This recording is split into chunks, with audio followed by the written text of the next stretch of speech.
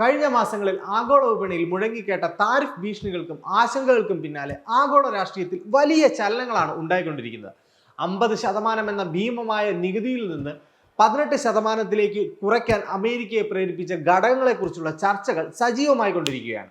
America നേരത്തെ ചുമത്തിയിരുന്ന 25% പകരച്ചുങ്കം, Russia എണ്ണ വാങ്ങിയതിനെ തുടർന്ന് ചുമത്തിയ 25% അധിക പിഴ നികുതി എന്നിവ ചേർത്തായിരുന്നു മുൻപത്തെ 50% തീരുവ. പുതിയ കരാറിലൂടെ ഈ രണ്ട് നികുതികളും ഒഴിവാക്കി. പകരം ഇന്ത്യയിൽ നിന്നുള്ള ഉൽപ്പന്നങ്ങൾക്ക് 18% എന്ന ഏകീകൃത നികുതിയാണ് ഇനി ഈടാക്കുക. നമ്മുടെ പ്രധാനമന്ത്രിയുമായി നടത്തിയ നിർണായകമായ ഫോൺ സംഭാഷണത്തിന് പിന്നാലെയാണ് ട്രംപിന്റെ ഈ ചരിത്രപരമായ പ്രഖ്യാപനം.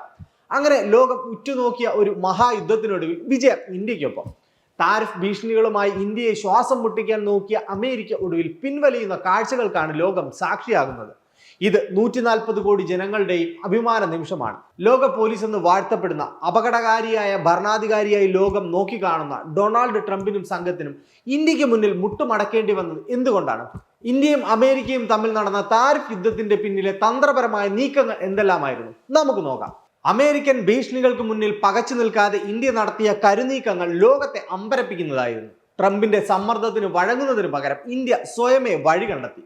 ലോകത്തിലെ ഏറ്റവും വലിയ രണ്ടാമത്തെ വിപണിയായ യൂറോപ്യൻ യൂണിയനുമായി ഇന്ത്യ ഒപ്പിട്ടത് എല്ലാ കരാറുകളുടെയും മാതാവ് എന്ന് വിശേഷിപ്പിക്കാവുന്ന ചരിത്രപരമായ കരാറിലായിരുന്നു. 27 രാജ്യങ്ങളുള്ള യൂറോപ്യൻ വിപണി ഇന്ത്യക്ക് മുന്നിൽ 99% നികുതിയും ഒഴിവാക്കി വാതിൽ തുറന്നു. അതായത് അമേരിക്ക നികുതി കൂട്ടി പേടിപ്പിച്ചാൽ ഇന്ത്യക്ക് മറ്റ് 100 വിപണികളുണ്ടെന്ന് നമ്മൾ തെളിയിച്ചു. ഈ തിരിച്ചറിവാണ് ട്രംപിനെ ചിന്തിപ്പിച്ചത്. ഇന്ത്യയെ പിണക്കിയാൽ അമേരിക്കയുടെ വൻകിട കമ്പനികൾക്ക് വിൽക്കാൻ വിപണിയില്ലാതെ വരുമെന്ന് അവർക്ക് ബോധ്യമായി. അവിടെയും തീർന്നില്ല. കഴിഞ്ഞ വർഷം ബ്രിട്ടനുമായും ഈ ഡിസംബറിൽ ഒമാനുമായും ഇന്ത്യ സ്വതന്ത്ര വ്യാപാര കരാറുകൾ ഒപ്പിട്ടു. സ്വിറ്റ്സർലാൻഡും നോർവേയും ഉൾപ്പെടെയുള്ള യൂറോപ്യൻ രാജ്യങ്ങൾ $100 ബില്യൺ നിക്ഷേപവുമായി ഇന്ത്യയിലേക്ക് യാത്ര തിരിച്ചു കഴിഞ്ഞു. ഇന്ത്യയിലെ വ്യവസായങ്ങൾക്ക് നിർണായകമായ കൽക്കരി അയിരുകൾ, മറ്റ് മിനറലുകൾ എന്നിവ കുറഞ്ഞ നിരക്കിൽ ഓസ്ട്രേലിയ നൽകുന്നു. വ്യാപാരത്തിനായി ഇന്ത്യക്ക് അമേരിക്കയെ ആശ്രയിക്കേണ്ടതില്ലെന്ന് ഇത് തെളിയിച്ചു. കൂടാതെ ചൈനയ്ക്ക് മേൽ 50 മുതൽ 60% വരെ നികുതി ചുമത്തിയ ട്രംപിന് ഏഷ്യയിൽ ചൈനയുടെ ആധിപത്യം തടയാൻ ഇന്ത്യയെ പോലെ ഒരു വൻ ശക്തിയുടെ പിന്തുണ അത്യാവശ്യമാണ്. ചൈനയെ ആശ്രയിക്കുന്നത് കുറയ്ക്കാൻ ശ്രമിക്കുന്ന അമേരിക്കൻ കമ്പനികൾക്ക് ഏറ്റവും മികച്ച ബദൽ ഇന്ത്യയാണ്. ഇന്ത്യയെ താരിഫ് ഭീഷണികളിൽ തളച്ചിട്ടാൽ ആപ്പിൾ, ടെസ്ല തുടങ്ങിയ അമേരിക്കൻ കമ്പനികൾ ഇന്ത്യയിൽ നടത്താനിരിക്കുന്ന വലിയ നിക്ഷേപങ്ങളെ അത് ദോഷകരമായി ബാധിക്കും. ഇൻഡോ പസഫിക് മേഖലയിൽ ചൈനയുടെ കടന്നുകയറ്റം തടയാൻ ഇന്ത്യയുമായുള്ള പ്രതിരോധ വ്യാപാര ബന്ധം ശക്തമായി തുടരണമെന്ന് ട്രംപിന്റെ ഉപദേശകർക്ക് വ്യക്തമായ ധാരണയുണ്ട്. അമേരിക്ക നികുതി കുറയ്ക്കുമ്പോൾ പകരം ഇന്ത്യ തന്ത്രപരമായ ചില വിട്ടുവീഴ്ചകൾക്ക് തയ്യാറായിട്ടുണ്ട്. റഷ്യയിൽ നിന്നും എണ്ണ വാങ്ങുന്നത് നിർത്തില്ലെന്ന് ആവർത്തിച്ച ഇന്ത്യ ചർച്ചാമേശയിൽ അതിശക്തമായ ഒരു തന്ത്രം പുറത്തെടുത്തിരിക്കുന്നു. റഷ്യൻ എണ്ണയുടെ അളവ് കുറയ്ക്കുമെന്നും പകരം അമേരിക്കയിൽ നിന്നും വെനസ്വേലയിൽ നിന്നും കൂടുതൽ എണ്ണ വാങ്ങാമെന്നും ഇന്ത്യ സമ്മതിച്ചു.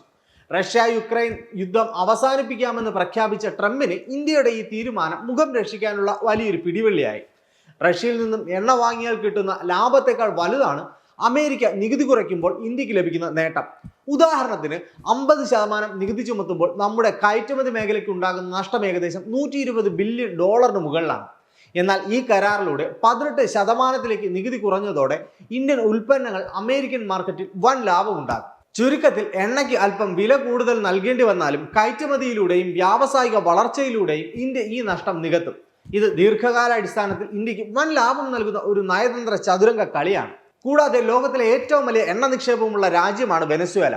അവിടുത്തെ എണ്ണ ഹെവി ക്രൂഡാണ്. ഇന്ത്യയിലെ റിലയൻസ് പോലുള്ള വമ്പൻ റിഫൈനറികൾക്ക് ഈ എണ്ണ സംസ്കരിക്കാനാണ് കൂടുതൽ എളുപ്പവും ലാഭവും. അമേരിക്ക ഉപരോധം നീക്കുന്നതോടെ വെനസ്വേലയിൽ നിന്നും കുറഞ്ഞ നിരക്കിൽ എണ്ണ ലഭ്യമാകും.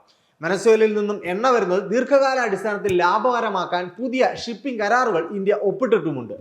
കൂടാതെ സാങ്കേതിക വിദ്യ, പ്രതിരോധ ഉപകരണങ്ങൾ, ഊർജം എന്നീ മേഖലകളിൽ $500 ബില്യൺ വ്യാപാരം അമേരിക്കയുമായി നടത്താൻ ഇന്ത്യ തയ്യാറായിട്ടുമുണ്ട്. കൂടാതെ അമേരിക്കൻ ഉൽപ്പന്നങ്ങൾക്ക് ഇന്ത്യയിൽ 0% നികുതി നൽകാൻ ഇന്ത്യ സമ്മതിച്ചു.